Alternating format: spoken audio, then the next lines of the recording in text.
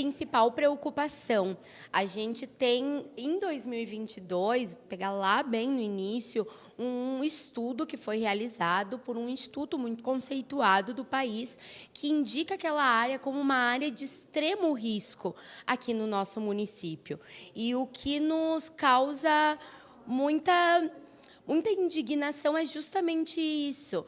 Ali está sendo colocado em risco as moradias, mas também a vida daquelas pessoas que agora, com os eventos extremos, com as chuvas, sofrem com o deslizamento daquela área. É importante a gente citar que essa obra ela foi contemplada no PAC Contenções do governo federal.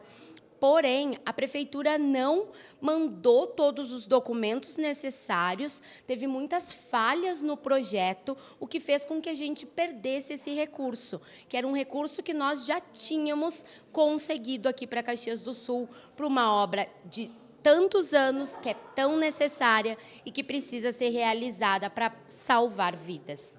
A expectativa agora, vereadora, é de conversar com o executivo para tentar ver se consegue reconquistar esses valores e a obra ser realizada realmente, porque é um perigo iminente, né, vereadora?